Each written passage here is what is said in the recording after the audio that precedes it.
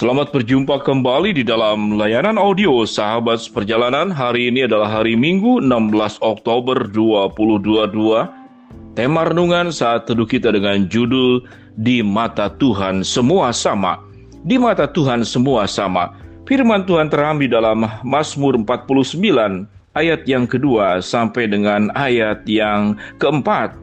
Dengarlah hai bangsa-bangsa sekalian, pasanglah telinga hai semua penduduk dunia, baik yang hina maupun yang mulia, baik yang kaya maupun yang miskin bersama-sama.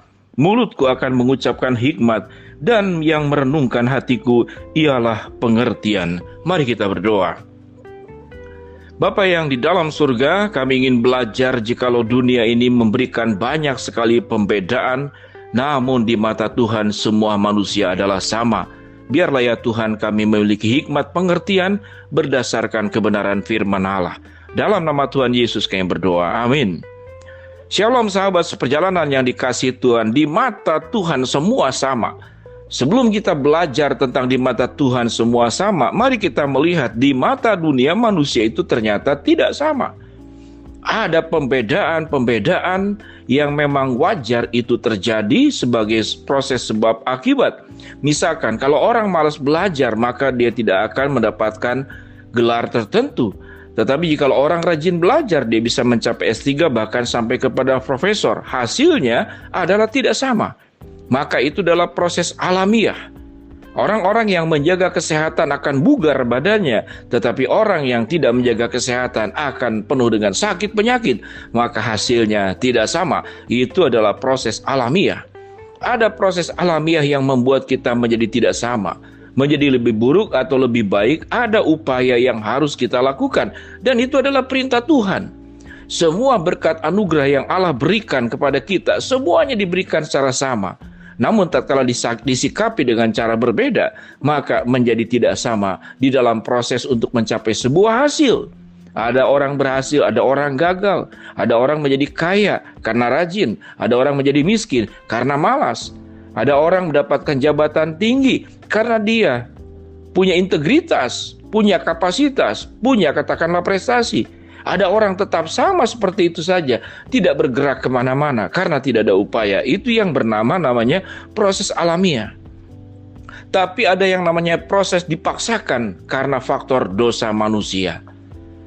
Minimal sahabat seperjalanan, kalau kita belajar politik yang ada di dalam dunia ini, maka negara adidaya cenderung untuk terus melakukan penjajahan di dalam bentuk yang berbeda, tidak seperti penjajahan di zaman Belanda, Jepang atau Inggris, Portugis yang menjajah negara Indonesia. Tapi bentuk penjajahan di dalam bentuk yang berbeda.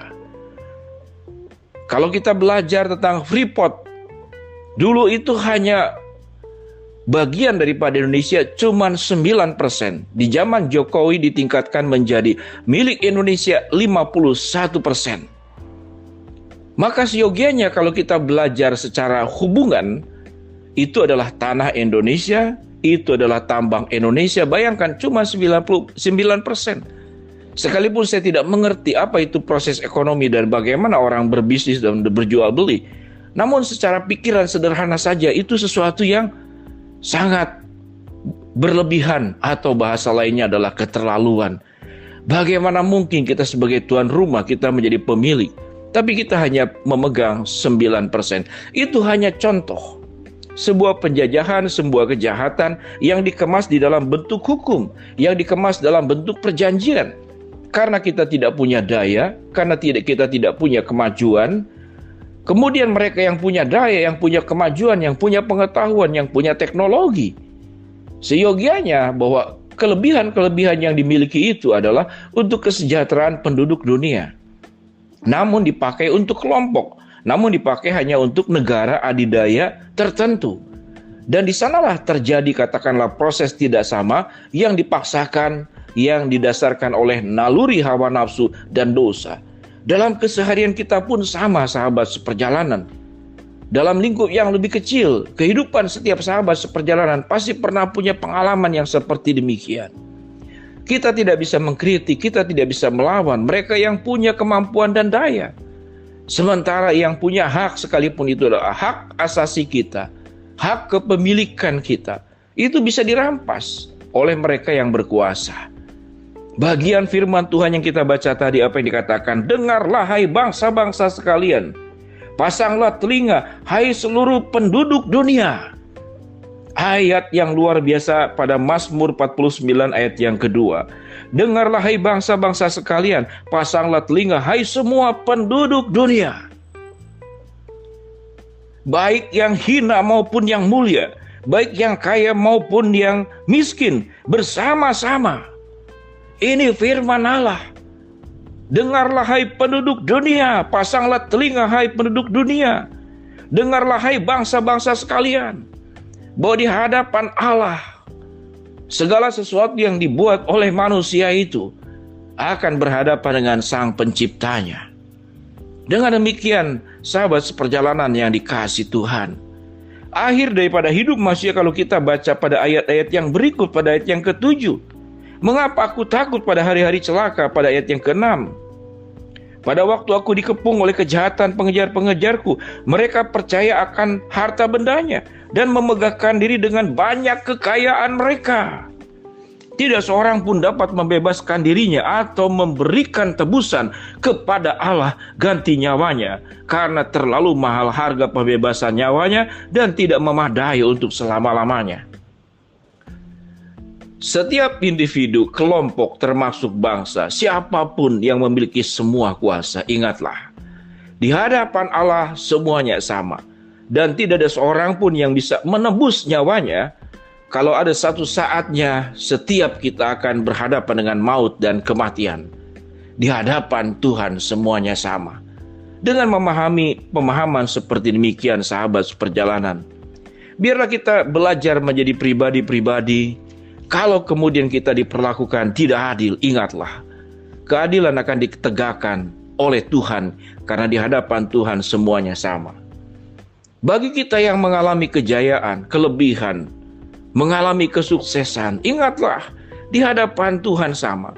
Sehingga kita perlu menghargai kehidupan, kita perlu menghargai anugerah Allah, kita perlu menghargai segala yang baik yang dititipkan oleh Allah kepada kita, dan itu bukan milik kita. Semua yang kita punya akan terlepas seiring dengan lepasnya nyawa dalam kehidupan seseorang. Sahabat seperjalanan yang dikasihi Tuhan, kalau kita sakit, kita punya uang, kita bisa milih VIP. Kalau kita katakanlah tidak punya daya, kita milih beli saja obat di warung. Namun kematian adalah keadilan. Semuanya sama di hadapan Allah. Dan pengadilan Allah juga adalah sebuah keadilan. Semuanya sama di hadapan Tuhan. Dengan pemahaman pengertian seperti demikian, sahabat seperjalanan, mari kita jalani hidup dengan bijaksana, sebagaimana dikatakan dalam ayat yang keempat. Mulutku akan mengucapkan hikmat, dan yang direnungkan hatiku adalah pengertian. Hikmat dan pengertian yang berasal dari Allah membuat hidup kita jadi bijaksana, dan membuat hidup kita menjauhi penjajahan tatkala kita diberi kemampuan dan kesanggupan. Dan ingatlah, kalau kita yang terpuruk, Tuhan akan mengangkat dan menolong kita. Mari sahabat seperjalanan mempercayai di hadapan Tuhan semuanya sama. Mari kita berdoa. Bapa yang di dalam surga, terima kasih buat kebenaran firman Allah yang kami renungkan. Biarlah kami menjadi pribadi yang berhikmat dan penuh dengan pengertian. Hamba-Mu berdoa buat sahabat seperjalanan yang sedang sakit, Tuhan jamah sembuhkan. Buat sahabat seperjalanan yang sedang menghadapi masalah, Tuhan bukakan jalan.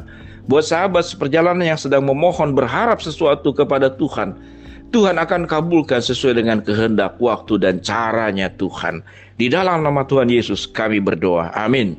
Shalom sahabat seperjalanan, terus semakin dekat bersama dengan Allah. Tuhan memberkati sahabat seperjalanan, Tuhan memberkati juga keluarga sahabat seperjalanan. Shalom.